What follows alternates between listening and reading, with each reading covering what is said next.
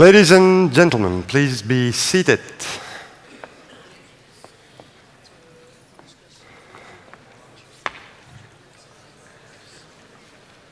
Time for us to face the dangers of the crossroads.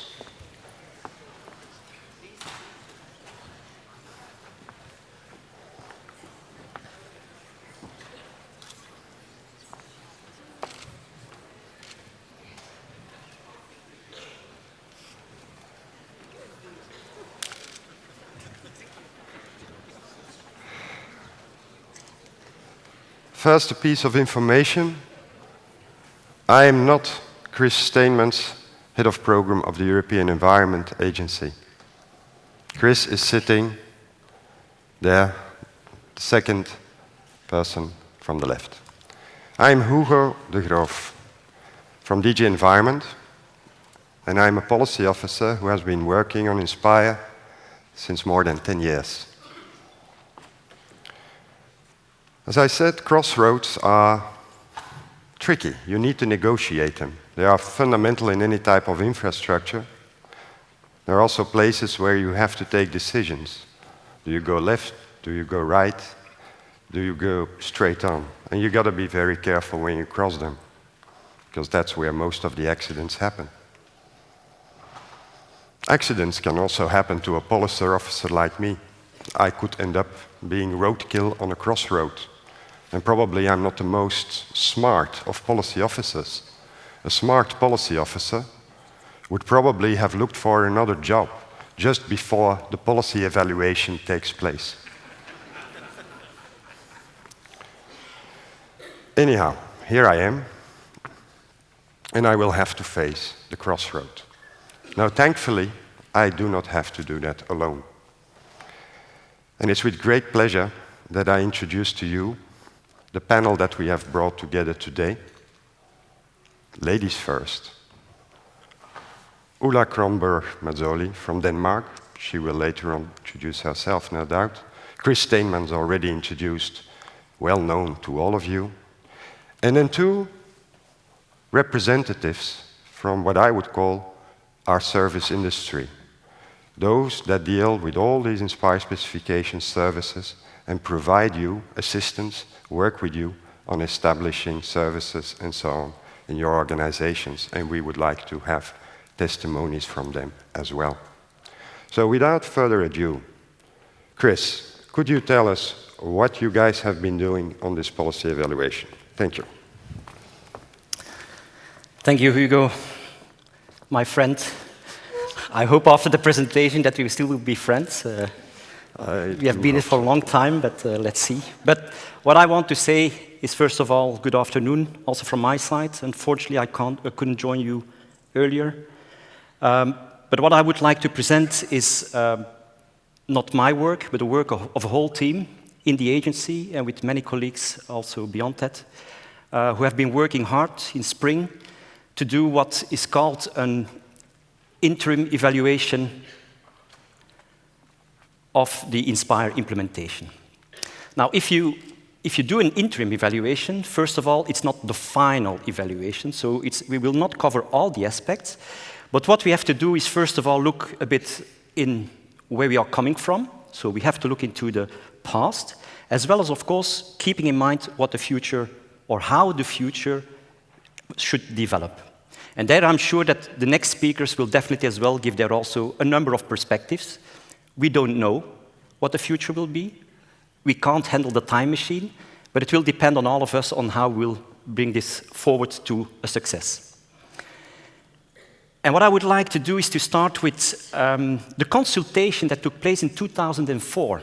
And there we have an agreement of 97% on 5 key elements. First of all, that at that time, only 10 years ago, spatial data, it was clearly stated that it's often missing and incomplete. The description as well was almost very often non-existing and certainly not comparable at all. Integration of data. I know also from my background as on GIS, that was one of the biggest obstacles and also one of the biggest benefits that we were expecting from Inspire. So did we make progress on that one? And then, of course, the discovery. I remember also when we had one of the oil spill accidents before the Atlantic coast, where we were bombarded by the press who were looking, where is the coastline of Europe? Where can we find a protected sites or whatever? It was simply a nightmare. We went 24 hours round the clock to try to pull together something that I now would not be so proud anymore of if I see now what Inspire can deliver. And then, of course, finally, what we should not underestimate, we are in Europe. Maybe not the biggest continent, I would say, in the globe, but probably the most diverse, the most rich. So that is also an element that was put forward. How can we tackle all these obstacles that we have to deal in by putting in place a piece of legislation that will deliver the benefits to society that we are expecting of it? So with this in mind, for the evaluation, we put forward 3 specific objectives. And the first of all is to assess whether the objectives of Inspire that you all know continue to be relevant vis-à-vis the problems that were addressed.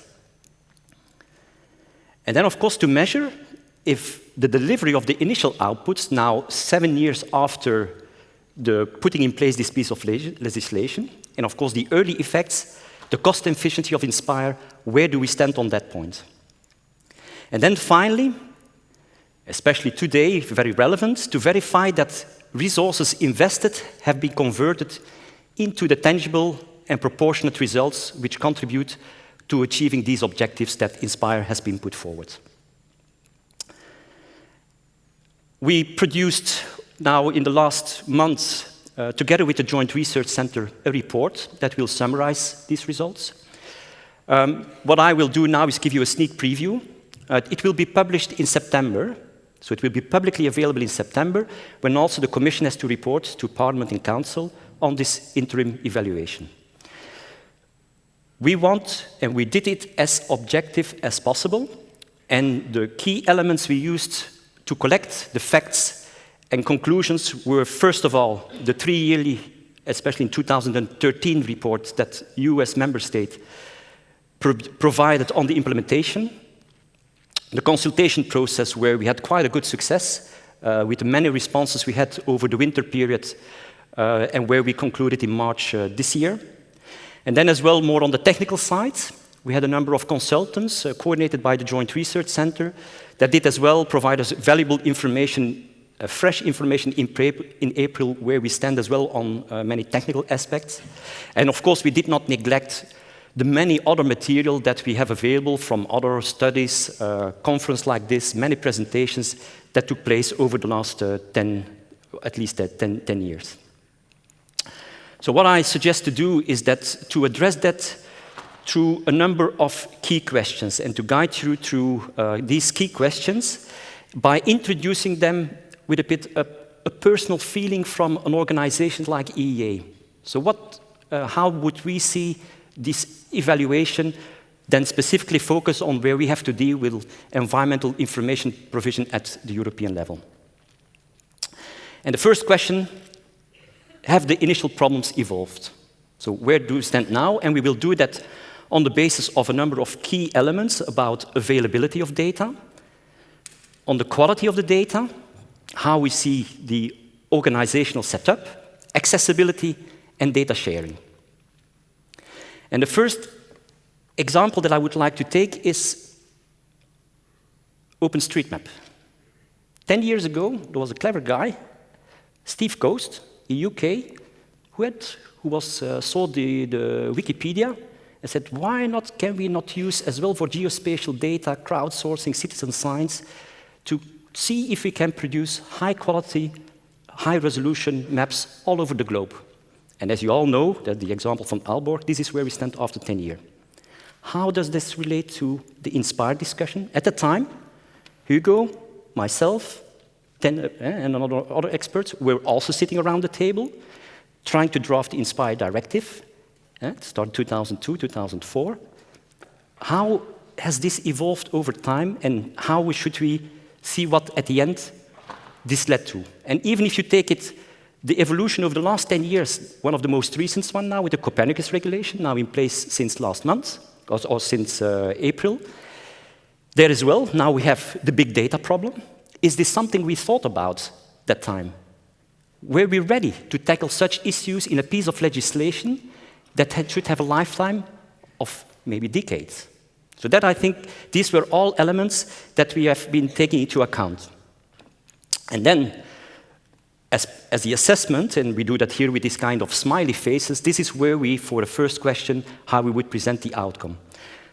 Fairly positive on the availability, the organization, and accessibility data. The examples I give, there's an evolution on the amount of data, the dialogue between producers and users. I think 10 years ago, we had a completely different setting in this kind of events. Now there is I think thanks to Inspire, there is a very good interaction. There are still, however, a number of issues that where we put a frowny face, where we are not fully see that indeed the problems have been attacked in the right way. For instance, on the data sharing, with now all the evolutions we see on the open data agenda, but there we believe that still lots more remains to be done. And if you take then a second question, are the objectives, are they still relevant to these initial issues? And then, of course, very important for an interim evaluation, is a review then needed? And there, also from our perspective, we do that in the context of our work program that we developed at the European Environment Agency, and where now for the 2020 and for the next 5 years, we have a very clear target with a Vision 2050 that you can read here, where Europe now, together with the member states, put very clear forward where do we want to achieve in 2050 with a sustainable society, a sustainable environment, taking into account the socio-economic developments as well as also what is happening with the environment. What we did at the agencies is inspire the right instrument as spatial data infrastructure to respond to the 9 objectives that have been put forward for this 7th Environmental Action Plan. And on that point, we were very positive. It's even also included in Objective 5 of this action plan. The reference to Inspire is included.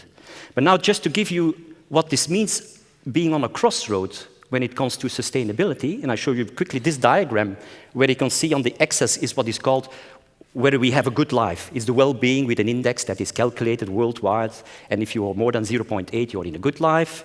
On the vertical axis is what this means, the ecological footprint, how we use the environment. Now, what we see is that we all should be in the green box. Nobody at this moment is in the green box. That's where we currently stand with the environment and where the 7th Environmental Action Plan is to make a difference. And what does this mean? That if we want to live within the ecological or environmental limits of our planet, we need to change our road. The road upwards, that's how all countries go to welfare, earning more money, or whatever, and that's where, in the top box, that's where all EU countries are now. We all live beyond what the Earth can provide us as ecosystem services. So what we need to do now with a 2050 perspective, and where we need Inspire, is precisely to bring us down to this bottom box in the green. And there we are fundamentally convinced that when it comes to developing a European spatial data infrastructure is exactly the right approach. So on that point, fairly positive as well. There will be a review needed for the data and service policy, as well as also on the coordination level. So there you will find in the report more details of what this means in practice. Just to give you one example, 53% of spatial data has still no adequate data policy attached to it. So that is quite concerning, where we need to reflect carefully how we take this further. So then the logical question is, do the actions need modification that has been put forward? And there again, clear targets, all the pieces of legislation that we also examine in the report, where you can see what is needed for the Water Framework Directive, for the Habitats Directive, for the 2020 targets when it comes to as well climate and energy. There as well, we are quite confident that with Inspire, from a European perspective, the right actions are in place. When we do there the assessment, we see that on the basis of interoperability measures, improvement is possible, and a review might be necessary of some of the actions that, or the actions that are put forward. There is definitely on the coordination level work to be done, and where we need to reflect together with the member states as well on how we take that further, especially not only at the European level, not only at the national level, but specifically as well on a cross-border level between countries, what is needed to make it a success. The next question is then, all these improvements, is this attributable to Inspire? Is Inspire the reason? If you take here the example of the G8, last year, the Open Data Charter, was Barack Obama talking about Inspire? Was it there? And there we did as well an analysis. And indeed, not necessarily referring to what happened in this G8, but if you see the impact that Inspire had at a lot of local initiative, regional initiative, national initiative, and as well international initiative, Inspire has been an important driver and will be for the coming years. Now, in the current situation, current economic situation, we have to look as well, are the expectations in line with what we have been put forward? And then, of course, from an ex-ante. Ex-ante means that before, of course, we have the full Inspire implementation in place. And there we must say that it is rather disappointing for what we can provide to decision makers as objective facts. So there is very limited information still available on this midterm assessment. We could identify from some studies that the costs that we estimated at the impact study when the directive was put in place, we are in line, so we do not deviate from a lot from what has been put forward in the beginning. We could identify some benefits, but clearly there I think it's one of the areas where we will have to focus significantly during the coming years on how we take this further. And then, of course, we are in Europe, we are in the EU. Is the geographical coverage of implementation consistent? Some of you might recognize this nice art piece that has been put forward on the Parliament in Brussels, and there indeed clearly not. And that's of course due to different reasons, but that means that there's specific attention on the review of or what will be necessary for taking further the Inspire implementation. There we should not neglect the diversity in Europe. Nevertheless, if you see where we were 10 years ago, there are clearly positive trends, and there as well we identified in which areas there we see a positive trend. But nevertheless, we should keep the spirit of Europe high, and there we should consider what kind of supports are needed for countries that are lagging behind. And finally, we also addressed a number of other questions, and I will not go into detail of all these questions that you will find in the report. It's called questions related to the refit program of the European Commission. And I don't know if that was already addressed in this conference, but that means that Europe is taking very serious in the current situation, whether we can do it more efficient, whether we can simplify legislation. So in that sense, we addressed a number of questions about what was the administrative burden, on who was the administrative burden, what kind of, is there a possibility to minimize costs, are there gaps in the inconsistency? We have as well looked a bit in the main obstacles, and there we think that the technical complexity is a major issue that we need to reflect carefully on how we can do there something different. And finally, what could generate more value for the users?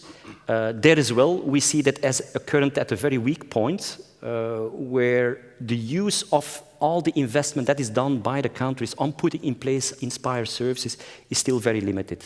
It's still very fragmented. It's still not, I think there also from a communication perspective, we will have to put there much more attention to that.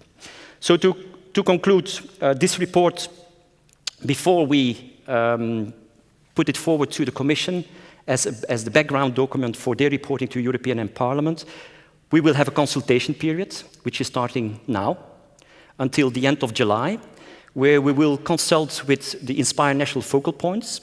We will as well, on the basis of this interim evaluation, get stronger involvement from the environmental community, where we also identified it as one of the current weaknesses during this first phase.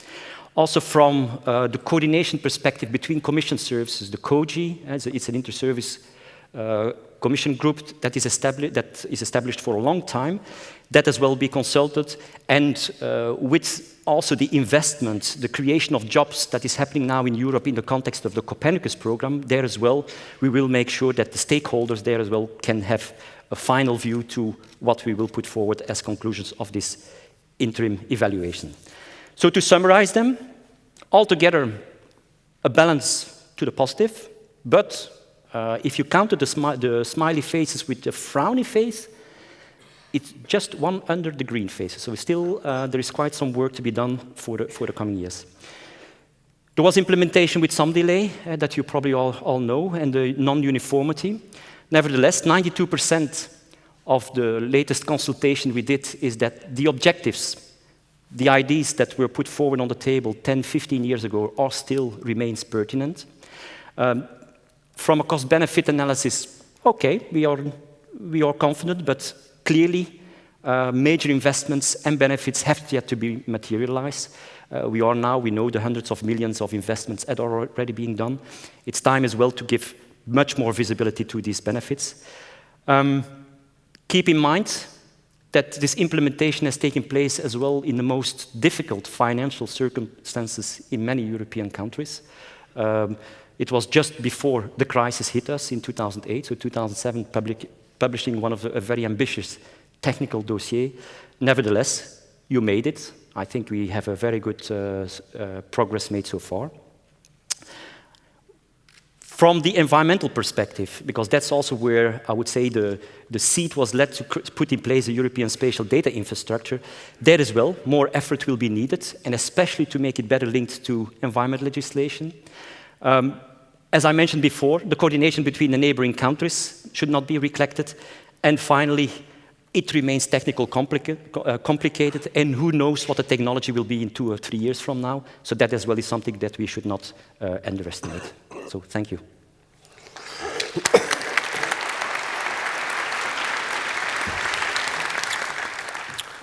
Well, thank you, Chris. I'm happy to inform you that I am happy that all the money that I spent on beers over the last decade were not wasted. We can still have them in the future. No, seriously. Quite a few messages, quite a few material to reflect upon. But this was the EHRC view on the basis of all the inputs received.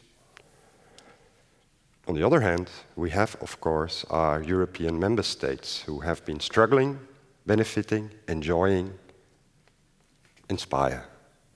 Ulla, tell us, where are you on the crossroad and what happened on the crossroads? This is not going to be a personal tale, Hugo. Good afternoon. Thank you all for coming. And thank you, Mr. Chair, for inviting me. And all I need now is my slideshow. It is there.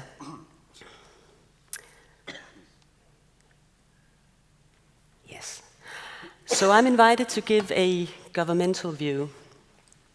And I'm pleased about that, mostly because I'm on home ground. As you can see, I come from the Danish Geodata Agency, and we have the responsibility, the national responsibility, for implementing Inspire in Denmark. So when I got this task, I asked myself, as Hugo did, what is a crossroads? What does that mean? And usually it's about choosing where to go. And I found that picture here, and continuing straight ahead is not an option. And in my head, this is exactly where we stand with Inspire today. Chris already mentioned a few of these crossroads choices that we have. When you know where to go, it's always easy to choose the right road. And I'm sure all of my good colleagues in the various member states have a lot of different goals to achieve, have a lot of different possible ways to go. And we all know that it doesn't really matter because all roads leads to Rome. Maybe that's true in some extent to Inspire as well, but all of you who knows a lot more about technique than I do don't totally agree. So in this case, we all just end up in Aalborg. Anyhow, I set up to try to find out what is the picture, what is the landscape, how are my good colleagues in the other member states dealing with this, what are they seeing, do we see the same thing? And I asked them 3 questions. I asked them, are we having this choice between crossroads at all? And in your dreams, what are the vision? Where would you like to see Inspire in 7 years, 7 years has passed. What is coming? And last, and here I was a bit, I guess, too positive, the biggest obstacle in achieving your goal. Because what is it we are going to handle in the near future? And I would say thank you all, because I received many answers. And I know I didn't give you much time, and we had all a lot of preparation to do in front of this Inspire conference. So thank you very, very much. A lot of interesting thoughts made me reflect a lot about what we're doing in Denmark, and I can't address it all. 15 minutes is not much.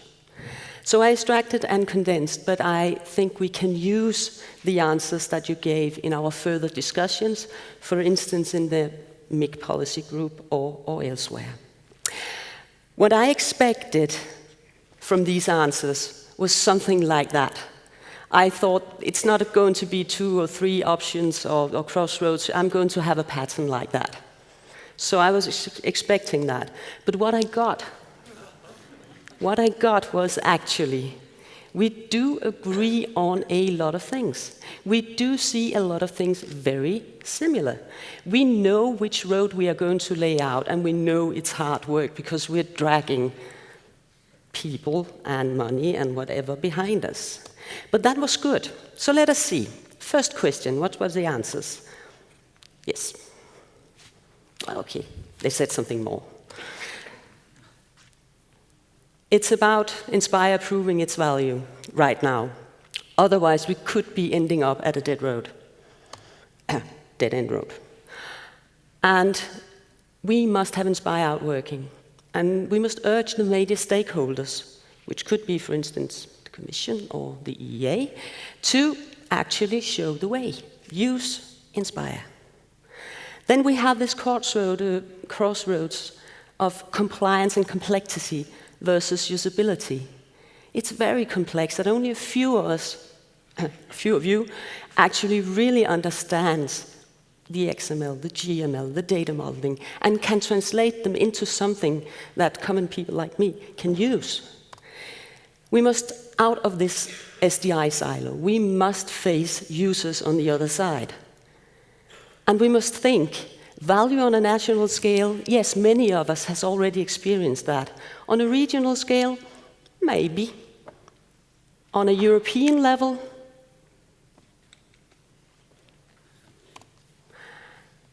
the world is passing very fast, and if one should be very polemic, which I am never, one could say we are carrying on a 10-year-old dream, and the world is really passing fast. So how to deal with that? And do we need maybe to look at our strategies? That was a wake-up call for me. And I only just realized now that I pictured myself as a sleeping bear. Well, anyhow, that was a wake-up call. And the dream, yeah, we dreamt. We have it. In 7 years, we're there. We are home run. And it's used for decision-making. And, of course, all the EU reporting are supported by Inspire. We are not doing any more double work. It's integrated into e-government. And, of course, the digital agenda. And it is available for everybody for free. Yeah, that we could agree upon.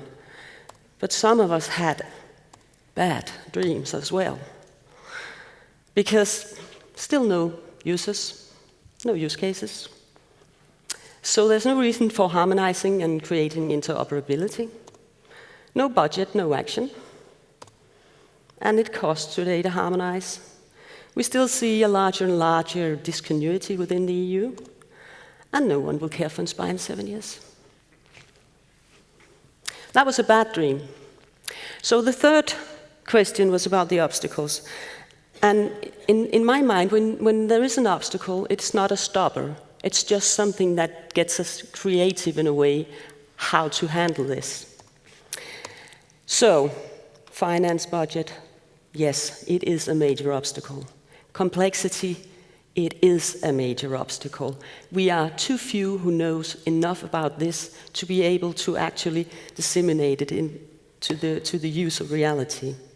Distance to the user, yeah, we need it. If we don't speak with the user, we don't get requirements. Harmonization and streamlining, we need to do that. The use cases for e-government, please hand them on. And then my old-time favorite, the governance thing. We need to agree a lot of licensing is one thing, but also cross-border harmonization and a lot of other things. Political support, we would like to have more of that. We would like to see the Merkel and the Obama and all the guys saying inspire. And then we need to work more with the local level because they are major stakeholders here. And then, of course, business cases in order to speak with the politicians. How am I doing on time? Okay, good. When I condensed all this, I didn't get negative, or I didn't get sad, because we have it. We share the same dream, and that is really the most important thing. We do agree about the goal. And there are already benefits derived from Inspire. We have had some sessions from the Danish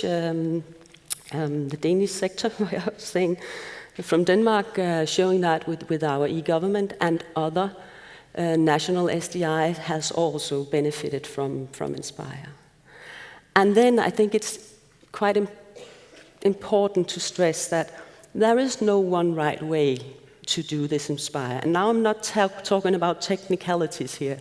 I'm talking about how to engage the users, how to get political attention, how to raise fundings. It will be different in the different countries, what works and what does not. So let's be happy for having a lot of possibilities. We must ride several horses at a time. We must address technical issues, yes, but only if there is a demand for fixing it. Don't fix what already works, and do not fix what's not needed. So to sum up, we still have a lot of work to do in the member states.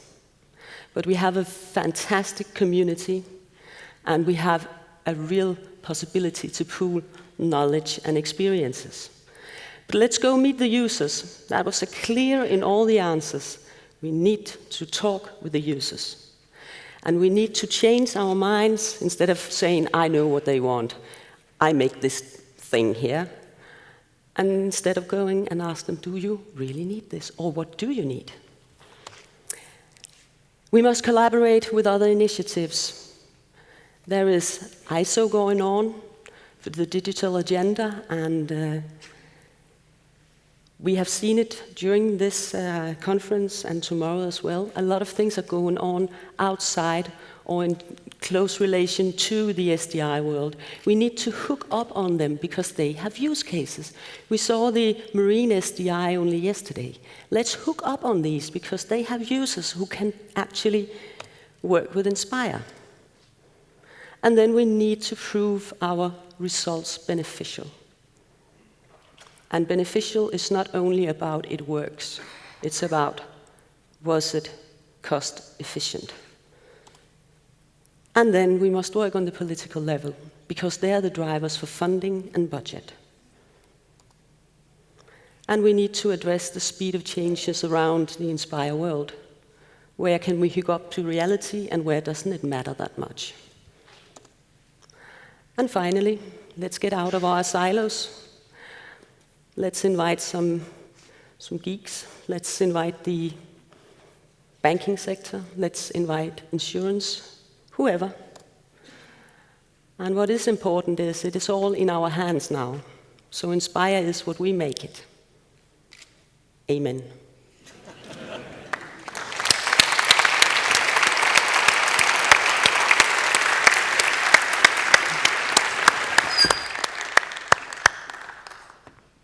Thank you, Ulla. Can I have another round of applause for Ulla, please?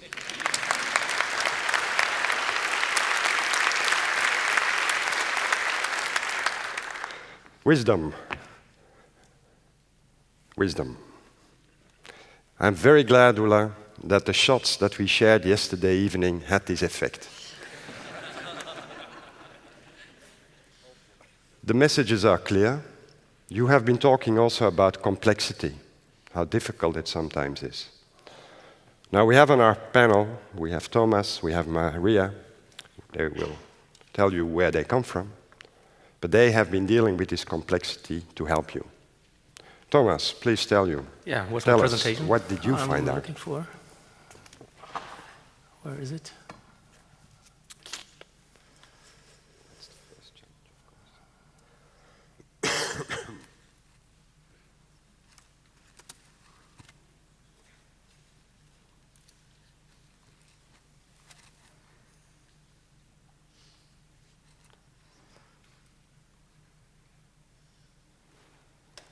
So here it is.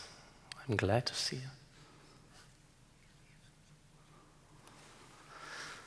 Yes, thank you, Hugo, for introduction.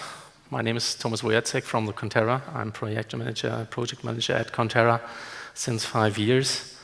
And I want to tell you something about Inspire at a Crossroads from a point of view of a service company, of a German service company. And Inspire as a Crossroads, we asked us, what will be the right direction to reach the goals? Apropos goals, in times of football world championships, we say it's halftime with Inspire, nearly. And for the second half, we have to decide what is a tactic for that, so that we have the chance to win the game. And it will not end in a nightmare like Ulla mentioned before. But we have a chance to pick fruit. And this is my presentation, Inspired at Crossroads. It's time to pick the fruit. Is it time to pick the fruit? We'll see. Let's have a brief review to the last 7 years. What has Conterra done in the last 7 years? We are engaged with setting up several STI and Inspire nodes and geoportals and federal, state or local level. We supported our customers in collection and provision of Inspire compliant metadata. We are engaged with first data harmonizations of the Annex 1 themes into Inspire compliant data sets, all these hard stuff.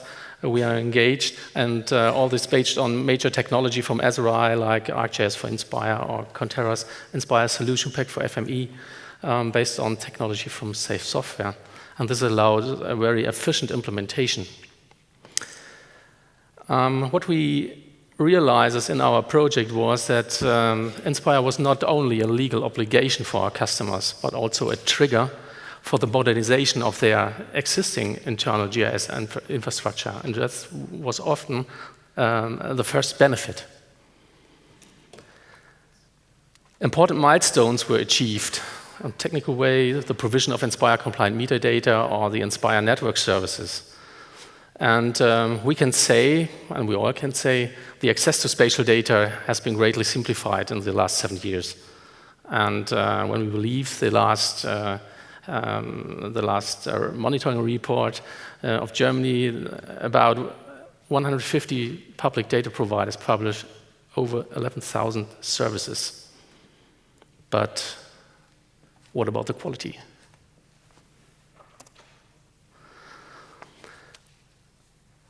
Our opinion is today Inspire is mainly a provider market, and we have to expand it altogether to a user market. And regarding to that, we have to solve several questions. Is the quality of network services already sufficient to support the use cases of, for example, e-government or use cases in the private sector? How will the existing Inspire business change for Conterra and the other partners or the other stakeholders? How can we develop the business user markets in the public and the private sector to do more than build up geoportals and STIs and so on? How can we better involve the municipalities, especially in Germany, especially the German problem, into the Inspire process? Are the Inspire specifications and recommendations suitable and state-of-the-art to serve the user requirements? Does Inspire provide an appropriate basis for innovative applications to transport the message of Inspire through applications to the users? 3 examples of projects will give an answer to some of the questions, but not for all. The SDI in Saxony was provided by GeoSN. It's a federal state agency for land cartography and land surveying in Saxony. As an SDI service center, GeoSN supplies central SDI components to all public data provider, authorities and municipalities. These central SDI components are, for example, the geoportal here, embedded in a content management system based on open text, a Google-like search for Inspire metadata and other index context, an innovative map viewer based on map apps, easy to use at the front end, and in the back end, the server technology of ArcGIS, added by ArcGIS for Inspire, to publish the spatial network services, components for service security, and components for monitoring. Added by these EDL components to go to the Inspire data models and up and download components for spatial data. But there's something special. These central SDI components are directly part of the e-government platform. The geoportal, the spatial data server, the search, the map viewer, the service security, all these components are on the same level like a very powerful search engine based on HP's Autonomy Idle we have to use in this project, or a formula service or something like that. Directly part of them. And for the next project, e-government project, they have to use these components in their e-government processes. And the usage in processes of e-government, management of permits perhaps, or, for example, or the participation and open data projects are planned right now. The second special is that this SDI operates in a professional data center. It's high availability, good performance, reliable services regarding to the Inspire quality of services. And you need this for such a complex infrastructure. GeoSN provides Inspire services as managed services to their customers. They had an extensive service catalog, ITIL-based with a service desk. They are able to close service-level agreements with the customers, offer to authorities and municipalities. For example, one service, the identification of Inspire data sets, upload spatial data, transform spatial data, and operation of Inspire network services as a service for the municipalities in Saxony. I think that's a very holistic approach for generating an SDI. The next example, TenneT. TenneT is a leading power transmission system operator in the Netherlands and a large part of Germany. In Germany, TenneT operates with a currently 1,200 employees, about 11,000 kilometers of power transmission network from the North Sea to the Alps. In this context, TenneT is responsible for the electricity supply of about 20 million people. The energy transition in Germany causes, in the next years, that the planning, building, and operation of new offshore and wind energy platforms and power transmission trails will increase. It's absolutely necessary. And the demand for construction until 2020 is about 3,800 kilometers of power lines that has to be planned and built. For this task, the planning of power trails and wind parks in the North Sea, they need public area-wide spatial data, such like cadastral parcels, protected sites, land cover, geology spatial data, wind, ice loading zones, land use information. You all know these topics from the annex themes. And so, TenneT also realizes that efficient planning, network documentation, and information services could base on OGC and Inspire network services. They already used webatlas.de for the base map, protected sites, land cover, geology services, and services from Contes in the marine use. Johannes Melius yesterday told us about the project and the IDE. And in addition, they were also very interested in feature download services for analyzers, but in a practical format.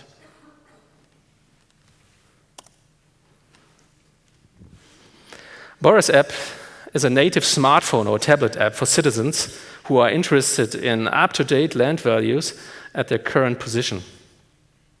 The app was provided by IT NRW, the Statistical Office, and the central IT service provider for the administration of the federal state of North Rhine-Westphalia. A very good example for transparency in e-government joined with citizen-friendly app on smart devices. Boris app is based on services of the STI NRW, operated by IT NRW. Users can look up land values for the location I mentioned, and the content is based on spatial network services, the official area images, streets, and official land values combined and accessible via the smartphone. It's a location-based service available on iOS and Android apps based on Conterra's map apps. And they won an award. It was a best German administration app in the class federal state, with about 13,000 downloads in the first 6 months. And this app, based on the desktop version, Boris Plus NRW, an information system for the advisory committee of land values in NRW, with an excess of 1 million per month. And this was one of the most successful e-government projects in NRW. Why should we use Inspire services not for similar activities?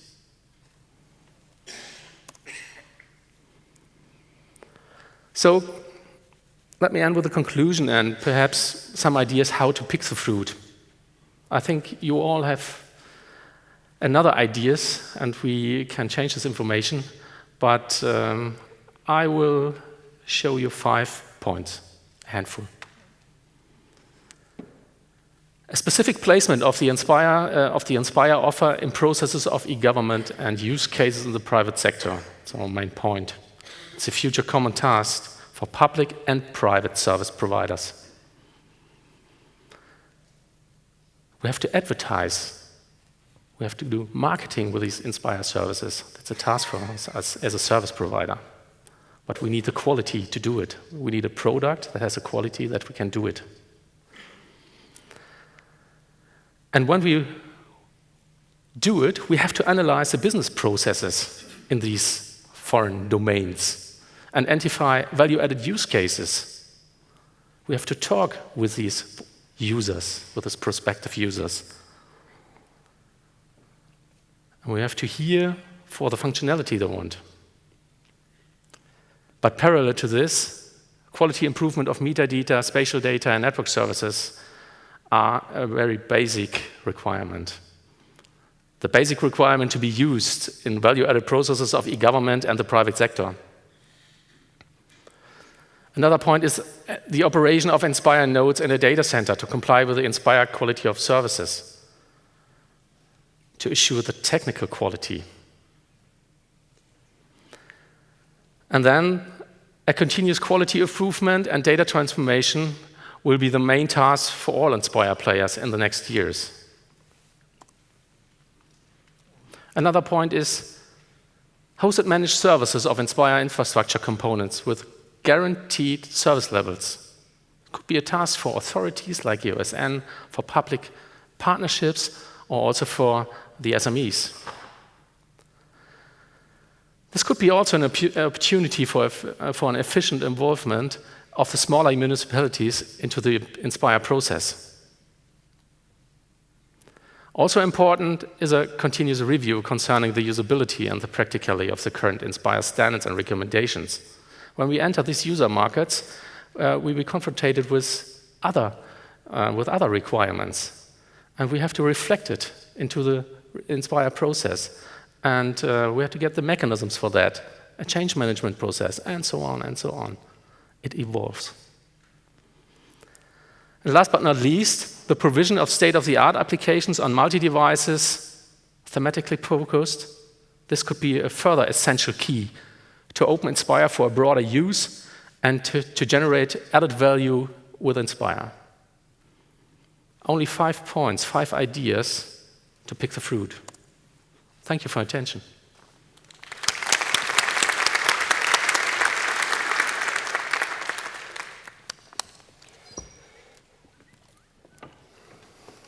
Thank you, Thomas, for sharing with us your experience from the work floor, I would say. There were a lot of very useful recommendations there, but what I have also learned, I would actually quote someone with a one-liner, yes, you can. It seems that you can develop services based on what is already out there, but the infrastructure is not yet completely rolled out. Now, from the other side of Europe, from Spain, we have with us Maria. Thank you for being here, Maria.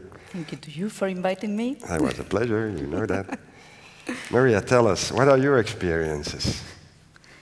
Okay, I will try, but you have to consider that I'm the last of the plenary session, I'm the last of this day. Some of the ideas have been already presented, so I will do my best just to introduce something new. So the first is really inspired at Crossroads. Let's see. I have a view. I have my own vision, and in some of the points, I will like to have the same dream than Ulla for the next few years. So it's something that I will try to drive during the presentation to see from the perspective of the industry.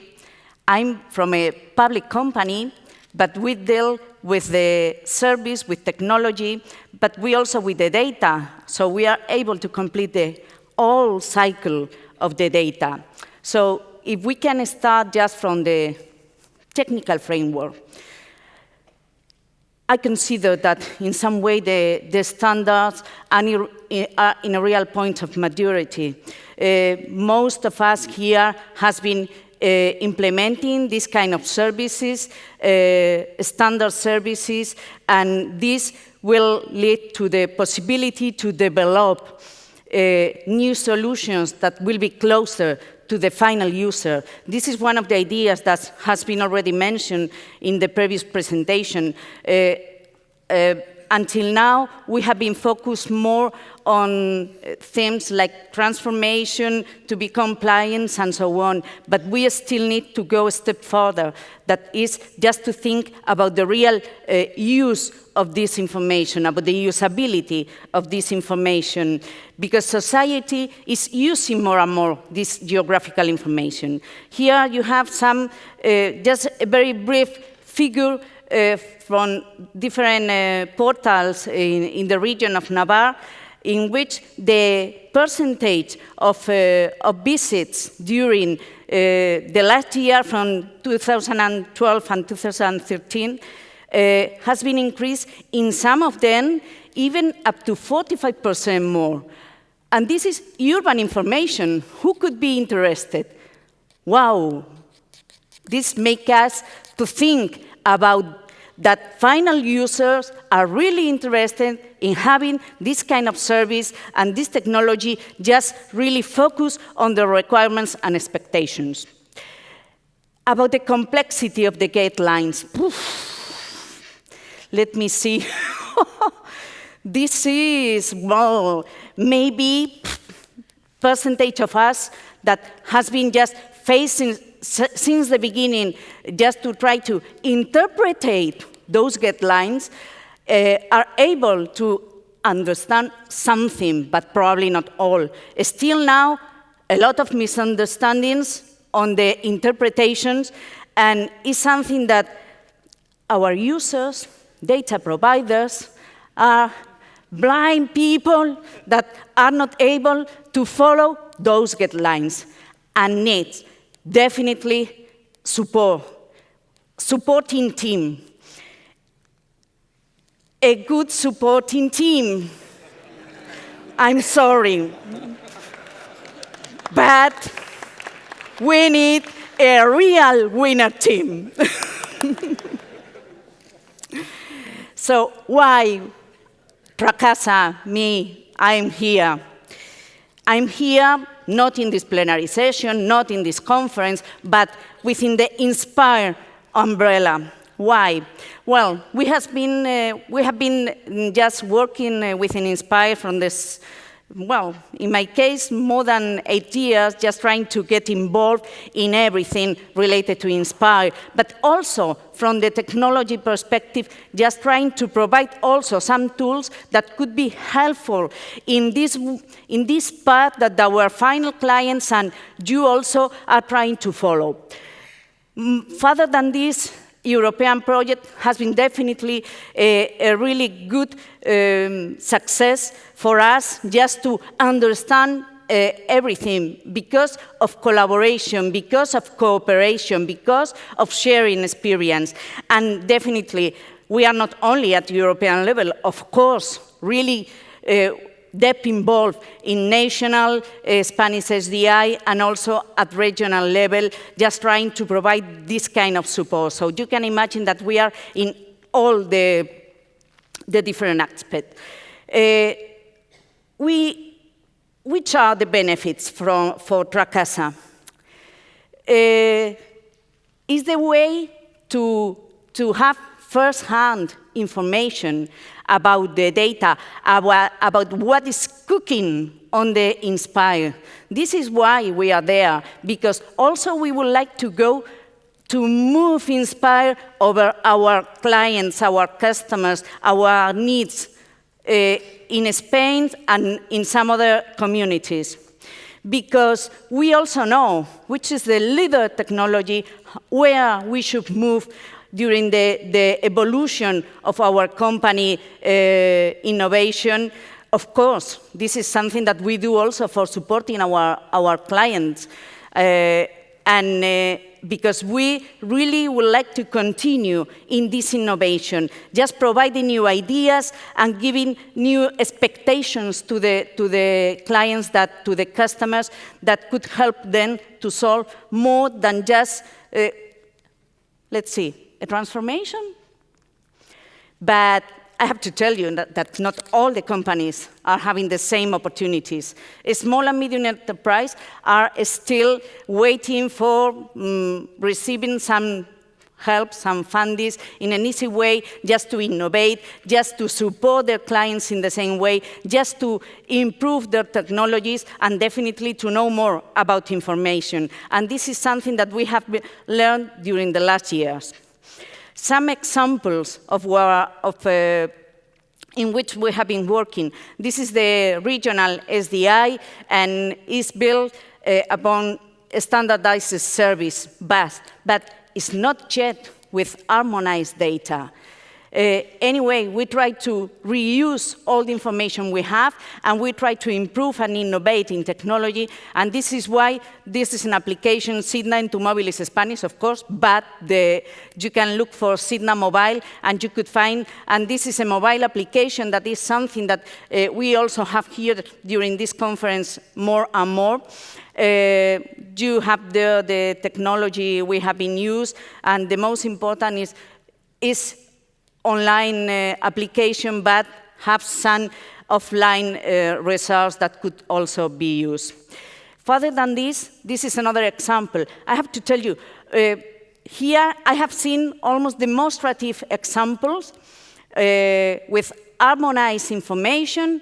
In this case, it was also this kind of thing. It was an European project in which we harmonized land cover and land use information according to the last version of INSPIRE data specifications, and we built upon of this standardized service, WMS, WFS, and some application to do some analysis with this information, but further than this, with some other information that could be served under standardized services.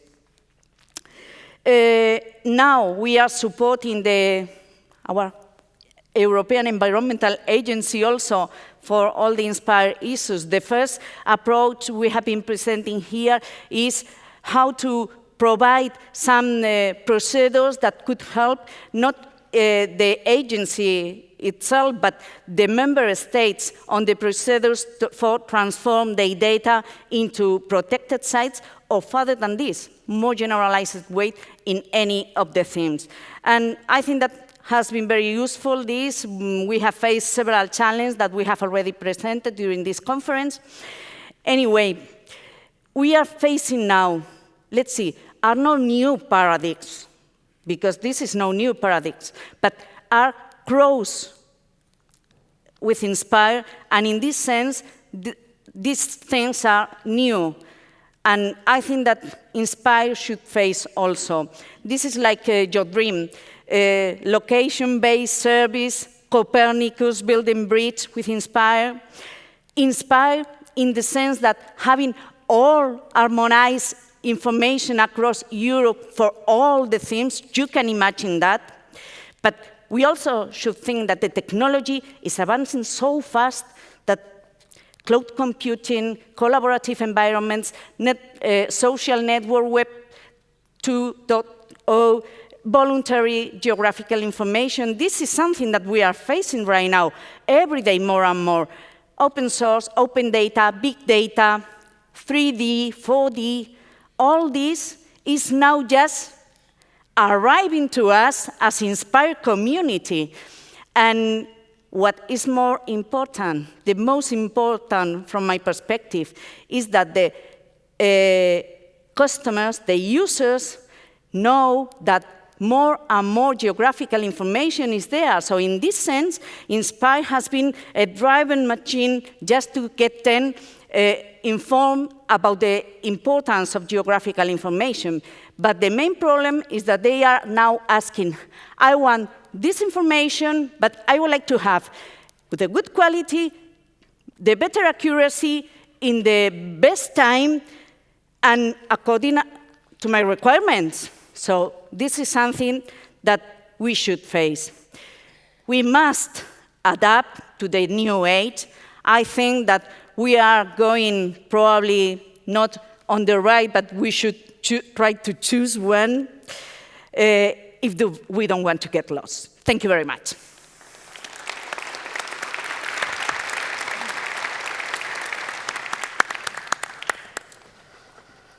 Thank you, Maria. Well, you certainly didn't lose me.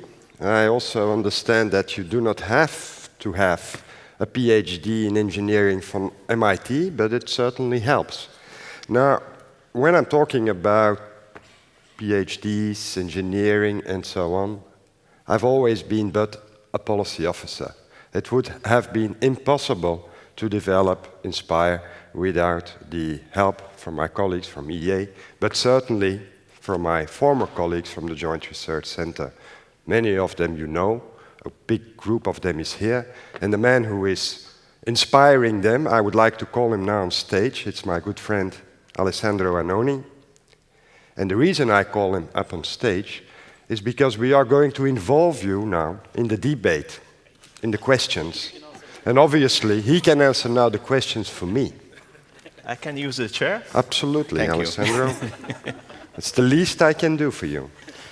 I also prepared some questions with my panelists. By the way, did you notice the gender balance that I managed to have? I prepared some questions with them and I sent them in advance. I shouldn't have done that, because they already answered the questions in their presentations. Well, I may have one for Chris, because he was involved in the evaluation. He didn't really share with us his views or their experience as a European agency, concrete experience on what Inspire has already contributed or should contribute to their operational tasks. So before we are going to open the floor with you, I'm going to ask Chris that one single question which we have not yet answered in the presentations. Well, 3 points I would just like to add what I didn't mention is, first of all, from a practical point of view, as an agency who needs to provide information, is that the clock is ticking. And that, I think, is one of the biggest challenges I think we have in front of us. Time flies. And a bit contradictory to what some of the other presenters mentioned is that at this moment, in our domain, in the environmental domain, we don't have to look anymore for the users. They're knocking on the door. They are now moving to e-reporting for air quality.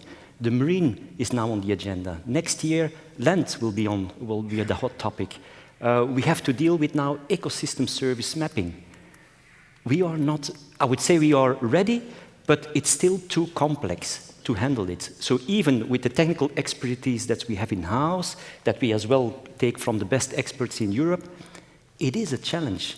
And again, and the clock ticks and goes on, and the reporting, the schedule is fixed. I see it as one of the big challenges of Inspire. Can Inspire, the further implementation of Inspire, keep pace with the requirements that we have in front of us? And a second point connected to that is that if you look to the policy agenda, more and more sectors are now coming on board. Now we talk about environment and health. So it's not anymore a few directorate generals that we have to deal with. Now we have to deal with a very much broader community, other sectors who never heard yet about Inspire, but for what we have to deliver in the environmental domain, we will have to make sure that Inspire is the tool we can use together with the information and the data that they have available. And then finally, maybe a third point that I also did not emphasize on when I was presenting the slides is the quality. It's something that in the beginning of Inspire was never put high on the agenda, but we have an issue with quality of services. And there I don't know what the solution will be. And that I think it might be interesting as well to get some feedback as well from the audience whether or not this is a topic how we should take that further. Well, thank you, Chris. Now, I participated in the session on Copernicus, and there EEA, who is charged also by DG Enterprise, my colleagues, to support the implementation of what we call the Copernicus Land Service, made it very clear that despite of the political obligation to make the spatial data available at the point of use also to community institutions and bodies like the EEA and their contractors, that there were still many member states, organizations questioning this obligation and not providing this type of access to this Copernicus service for, mind you, we are investing enormous amount of money. Now, Ulla, why do you think there is still this reluctancy from a policy sharing point of view in our member states, despite of the fact that it's an obligation? I think the world can be round, and there are many views on this round world, and you can stand on either North Pole or South Pole.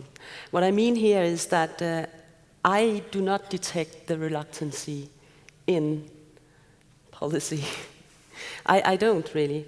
I detect it much more in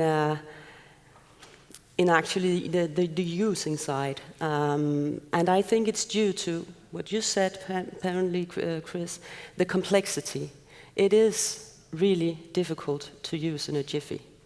And another thing I have detected is that when there is no need for your big effort, your data harmonization, which is costly and time-consuming and difficult, then you might go and use your sparse resources on other things that matters nationally. Well, thank you, Ulla. I remain a little bit on my hunger, though, because it was quite a clear message. There are still data policy issues out there, not only from what EEA said today, but also from our assessment. But let me come back to this complexity issue. Because the man, who of course I will call then ultimately responsible for having created this complexity, is going to explain why it's not that simple to solve with simple things complex issues. It depends. You can look like Inspire as a very complex thing or a very simple thing. It depends on which point of view you are using. In our point of view, Inspire is primarily a network of organizations that are working together. And is the agreement of this organization to share the data and to adopt common protocols to ensure the interoperability of data and services. Then you need the rules to make this possible. And one of the decisions that was taken into Inspire was not to put rules in the directive, as you know. We say that we don't put complexity in the directive, we leave complexity in the implementing rules. And the idea at the beginning was that, then we can adapt to the technological evolution because we can just touch the implementing rules without touching the directive. But there is a nightmare in any way to touch the implementing rules. So the principle was that Inspire is allowing, and is still allowing, to simplify, is still allowing to revise the technological choice if the technology is pushing us to change. But from the other side, we need a stable framework, because if we change every time that there is new technologies, the member states have not the possibility to implement the services. So here again, this has been discussed several times. We are ready to change it, to simplify, but this should be something that should come from a dialogue with the member states when we decide, is it time to change, or is it better time to keep the current framework, to implement initial set of services, to start to operate the services, and then to simplify later on. So the complexity is, in a way, embedded in the fact that we are using specific standards, and the standards were designed a long time ago, and now the technologies evolve for different solutions. But we don't want to change until that we can show some results. If we are changing now, we have to postpone again the time in which we can show some benefit. Thank you, Alessandro. That was very clear, at least to me. Now, let's open the floor for some questions, but one thing I still wanted to point out, we have now two issues here on the table: data policy, which should already have been resolved; technical complexity, a nightmare or a dream; but also the collaboration between member states. One of the issues which came out of our public consultation, and also what we see in the concrete implementation, is the fact that a directive as Inspire is directed towards member states, to provide guidance towards member states. But it doesn't necessarily tell them to collaborate across borders. Now that could be a bit of a problem. Ulla, tell us, how do you see this cross-border collaboration? Have you been working a lot on that with your colleagues? Yeah, we do it all the time, I would say.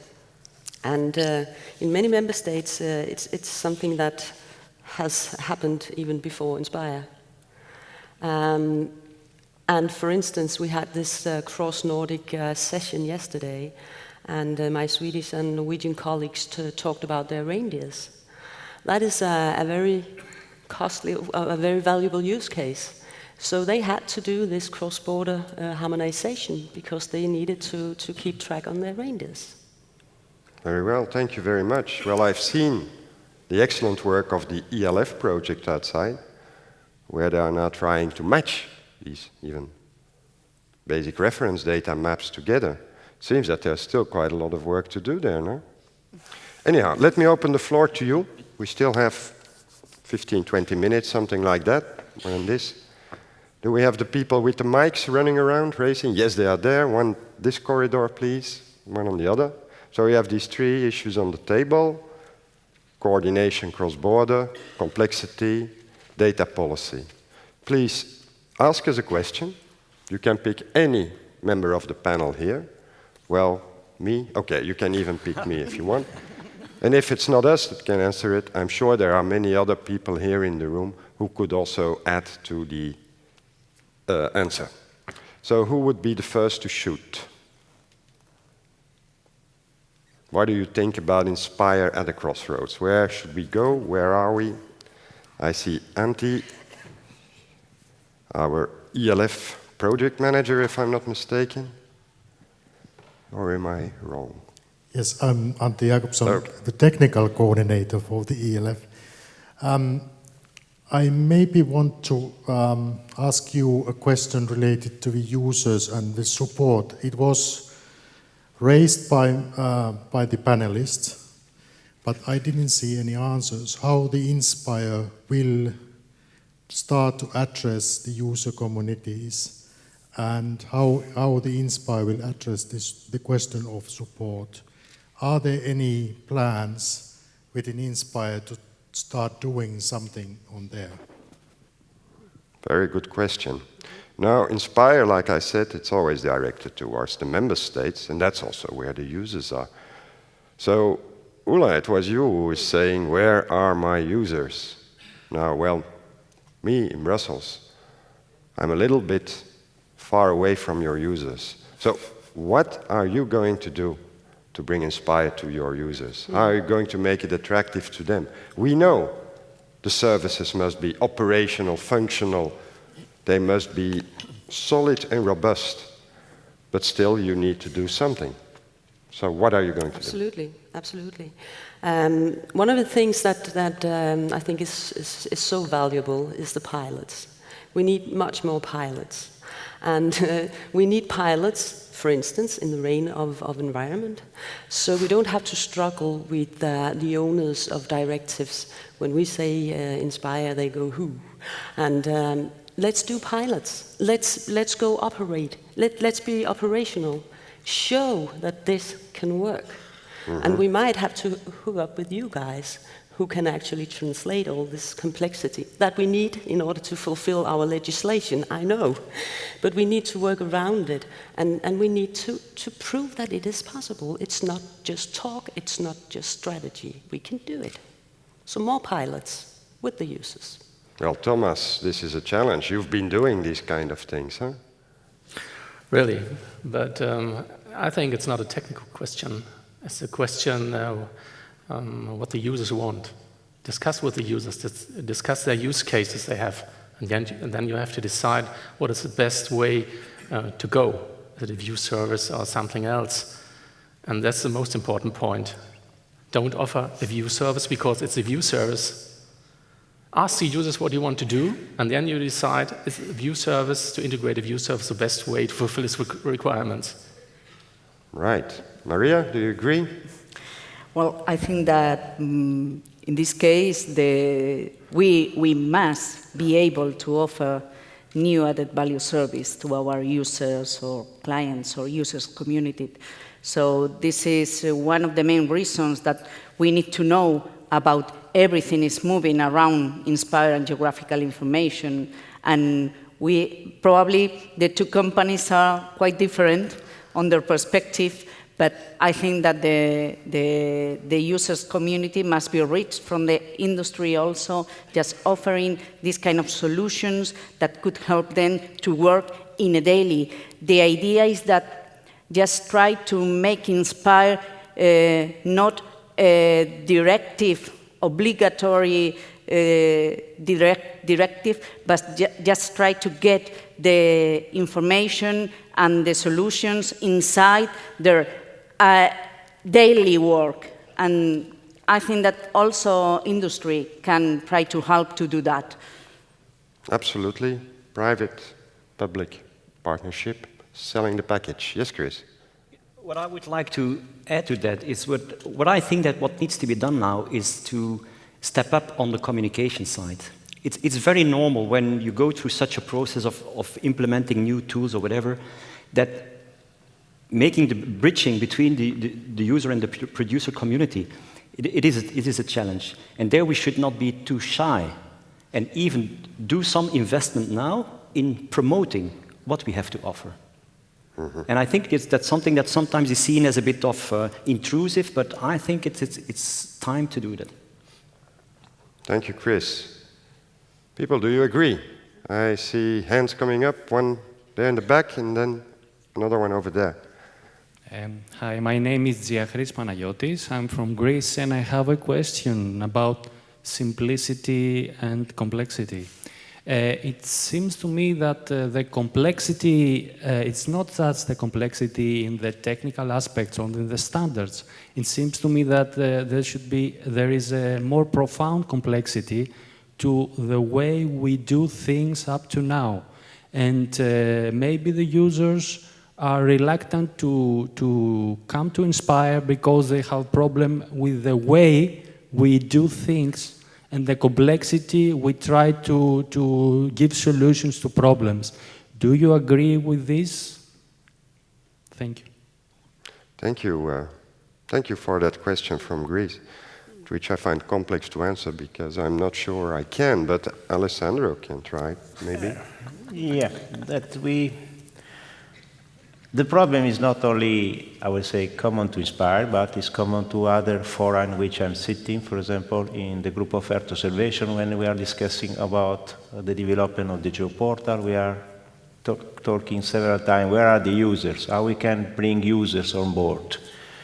The users are not coming to discuss the technical complexity of the services, of the rules to ensure interoperability. They don't care about this.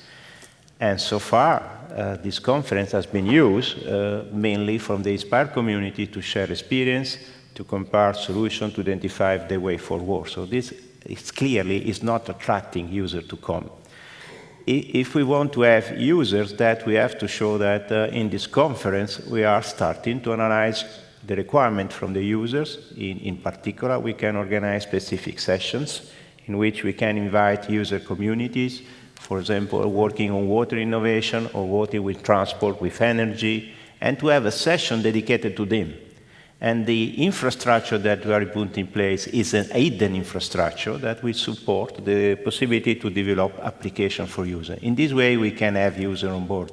If we continue to discuss only the problem that we face in setting up the infrastructure, that are important, but then we will only capture this community. So there is a change that is needed in terms of communication, and hopefully this will be something that will be considered for the next conference next year.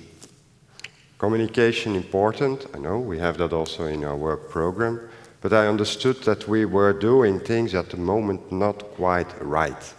Now, does somebody share that view? I saw two other hands, one there, and Mark over there. So first Mark, and then could you already bring the mic to our colleague sitting next to the camera? Thanks.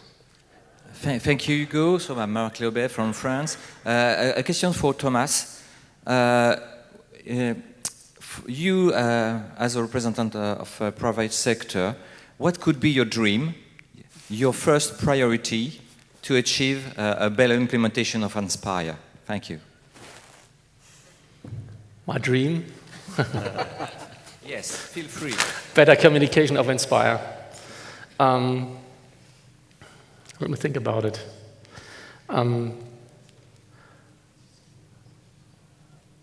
I think the main problem of one of the main problems of Inspire is that the group of Inspire and all the what we call the Inspire users is a domain. It's a domain with a special vocabulary, with special formalisms. And my dream to communicate it to other users is to translate this into the other domains. Because this was, from our opinion, a very big problem if you want to offer Inspire as a product, for example, in insurance or at the utility or in the health or something like that. And my dream is that we have a translator for that. Mm-hmm. And we have to all be translators for that.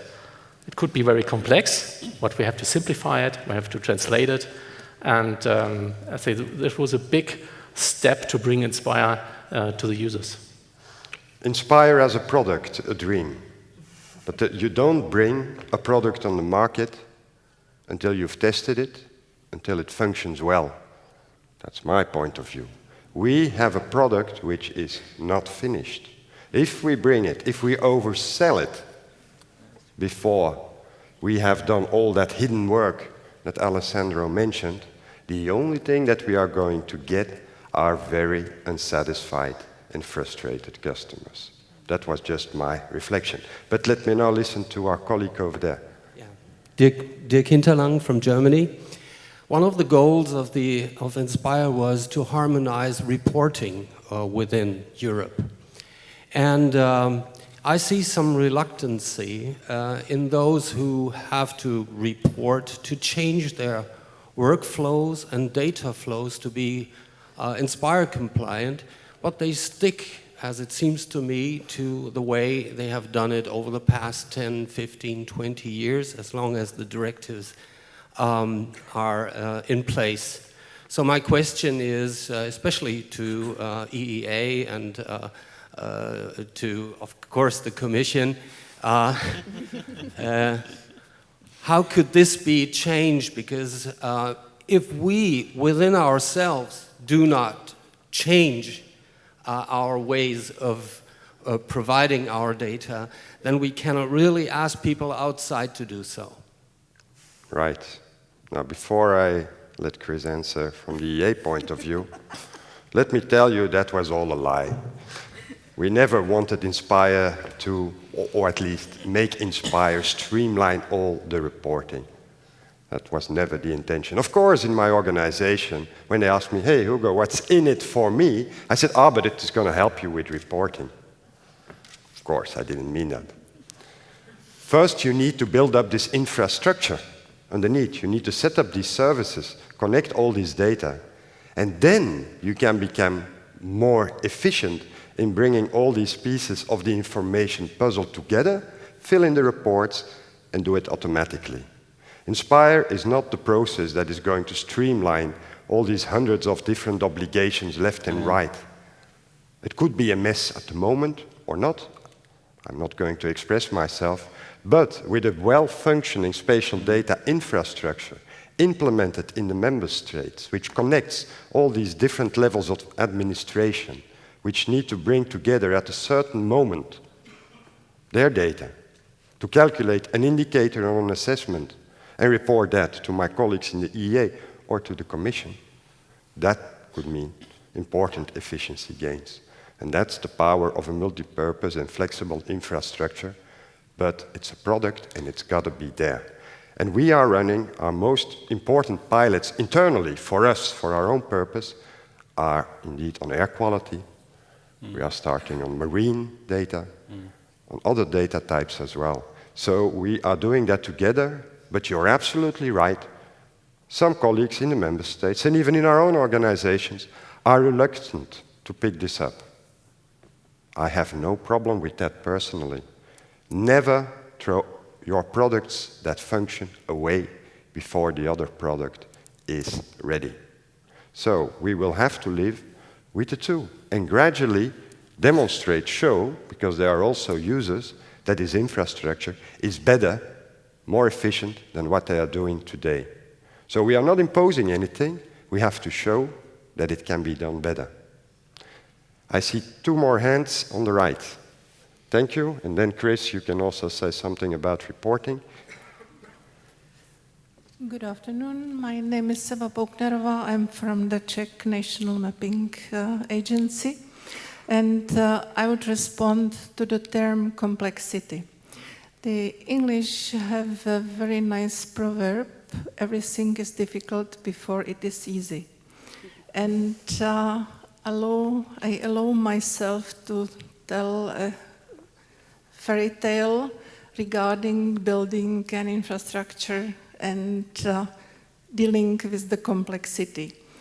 We in the Czech Republic produced a big challenge for ourselves that the big base registers of the Czech e-government had to be produced in the very same period as the Inspire Directive has been launched. And so we were in the roadmap in the green dot, the special one, when we were obliged to produce, to implement Inspire compliant data and services before the end of 2012. And I was the person responsible for combining the Register for Territorial Identification with the Inspire implementation. And it was an enormous nightmare to combine one complexity with the other one complexity. And I take just a very small bit. It was to convince the providers of or the planners of the base register for territorial identification, where addresses is a part, and address is very simple in the complex of Inspire, to persuade them that the GML 321 is supposed to be as a part of the address, because their imagination was this normal list-like form of addresses. It was a big battle because it was also about money to be added to the original project, to the organizational issues. And it took us at least a half year to find a legal, organizational, technical, financial way how to incorporate these stupid addresses into the complex system. After all, we have managed, and the addresses were taken in the Inspire-like way. And nowadays, the system dealing with parcels, addresses, administrative units, with all the complexity and being updated every day by 8,000 involved organizations in the updating manner, provides the service which is available across the public sector in open mode for any reuser. And they are per month 25 million requests. And the main reason is just due to the addresses.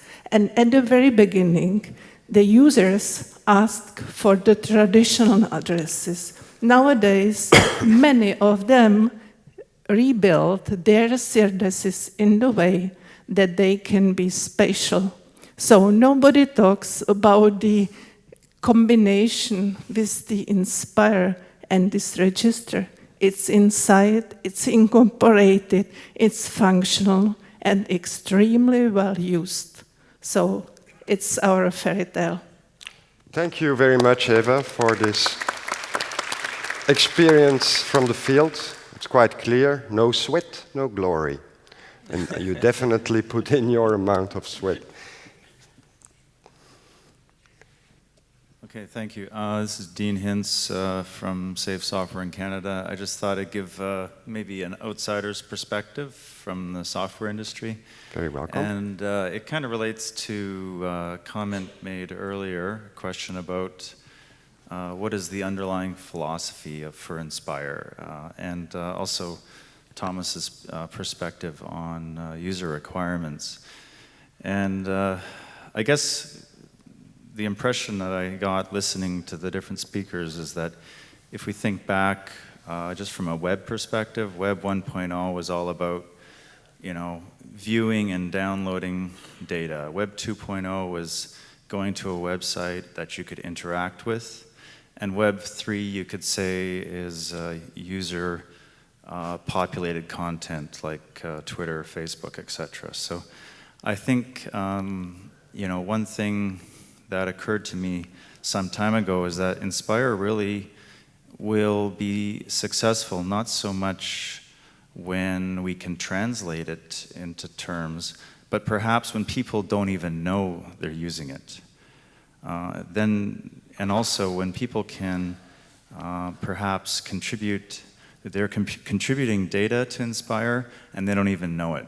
So maybe perhaps one way of thinking about this moving forward is how can we make Inspire transparent enough that the barriers to it are minimized so that users can easily be, so that the content is user-driven in a dynamic way. And perhaps this idea of even going out there and asking users for their requirements and then spending a couple of years building it, that iterative cycle is way too long. And if you think about what's successful on the web today, it's things that are immediately driven dynamically by user-driven content.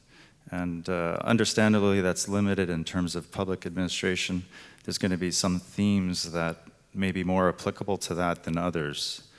But I think that's just a challenge to think anybody who wants to comment on that. But how can we make Inspire more open for user-driven content in a way that they may not even know that it's Inspire that's hosting it. Well, thank you for this view. Inspire, an invisible infrastructure, as natural to us as water from the tap. That indeed is probably part of our dream. Alessandro, please. And then I think we're going to conclude after this one, because time is running. We have dinner waiting and still some announcements to make.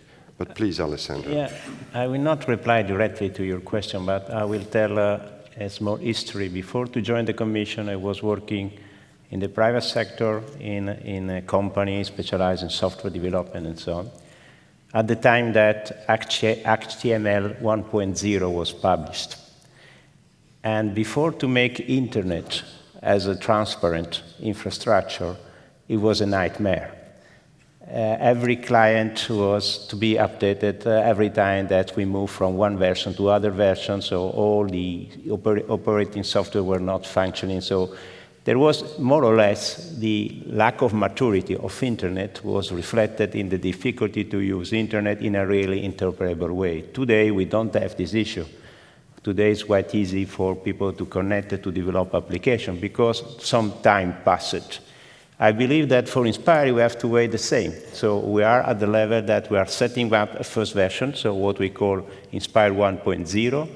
I'm sure that Inspire 3.0 will be completely different, but we need to start and to identify which are the problems, to solve the problem, and to evolve the infrastructure, to simplify the infrastructure, certainly, until when the infrastructure will be really mature and full operational, and everybody can pick up services without knowing how these protocols are built or how the system network are maintaining this infrastructure. So it's the same approach, just Inspire is at the beginning as a less critical investment comparing to internet, and so it will be slower comparing to the development of internet. And one of the secrets probably will be to use more ICT stream standards than the standard that we are currently promoting. But you know that also the convergence between geospatial standard and ICT standard is on the way. So when both approaches will be aligned, probably will be easier to reduce the complexity. Thank you, Alessandro. Now with this answer, we are going to close this plenary of today, at least with regard to Inspire. There's one thing I should say. When we are developing these spatial data infrastructures, the legal frameworks, the arrangements, the texts, all the specifications, we have always been inspired, sometimes by people that really left a mark in what we were trying to do. And with this, Alessandro, I would like to pass the floor to you. You have a communication to make to us. All of us are starting to hear about the spatial data infrastructure at the beginning of year 2000s. And at the time, there was a person that was inspiring all of us. And this person was also the author of what is quite well known, that is just the iQuid book. I think that most of you have the pleasure to meet Doug Nobert. That is, I think, one of the sources of inspiration for all the SDI practitioners. And probably most of you know that Doug unfortunately died few weeks ago in an accident with the plane that he built. And I would like to invite Ivan Deloach, that was the director and worked with Ivan for several years, to say something about Ivan for the people that didn't have the pleasure to know him. Please, Ivan. Well, thank you, Alessandro. And for many of us in this community, we recognize a lot of the contributions that Doug has made over the years. He was a geospatial pioneer.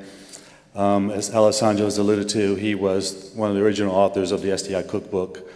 He was also one of the original authors of the metadata standard and the data content standard that we continue to use today. He was a very unique and very talented guy that had a lot of interest, from running his own bed and breakfast to providing me advice as my technical advisor to the FGDC, but also a lot of his accomplishments are far-reaching that are impacting a lot of the work that we're doing in the US, but also internationally. Doug will be sorely missed, but we will continue to honor him as we continue to support the work that he has been doing. And unfortunately, he did leave us a few weeks ago in an airplane that he had built himself. And that's very unfortunate for us as a community. We've lost a significant talent, but we all continue to honor him over the years. And I want to thank the Inspire community as well as Alessandro for giving me an opportunity to honor him in this way, because Doug was a very unique individual that impacted a lot of us. So thank you very much. Thank you, Ivan. So what has been decided together with Ivan, that from now we introduce a special hour to the memory of Doug that will be reserved for the best technical paper. Doug was a very technical person, but with a very social attitude. Was not only able to communicate properly all the technical issues, but was very friend of everybody of us. So I will just inform that we have decided to assign this technical paper, and because we don't have in the call for paper, we have only short abstracts. So what we will do together with Ivan, we will go back to all the presentations that were presented to the conference this year, and we will select the best paper and best presentation, and this will be awarded in the occasion of the next Inspire conferences. So some of you probably will receive notification about the award in some month, and this will be a tradition that we intend to continue. So from now on, at each conference, the best paper will be awarded. And I will just ask 1 minute of silence to commemorate the death of Doug.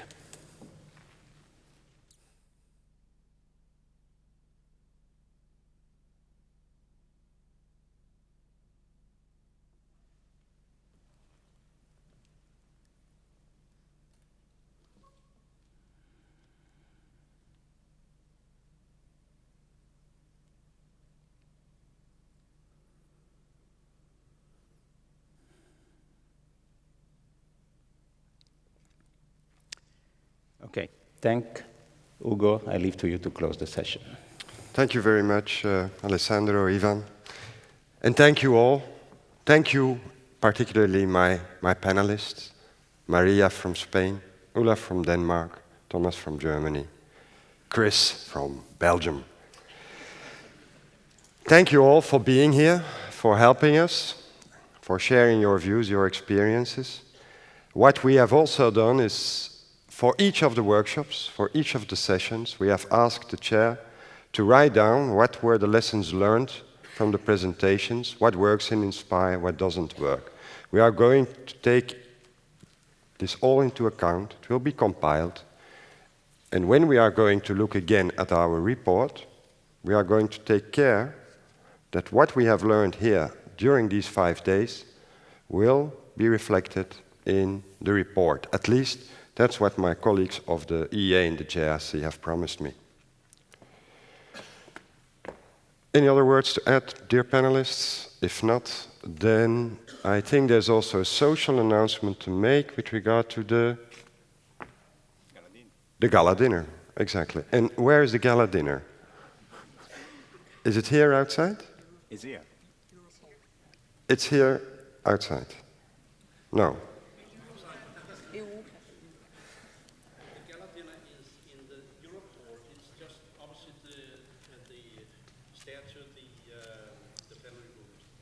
Thank you, Henning. Thank you. Well, I'm sure you're going to find it. No doubt I will. Thank you all.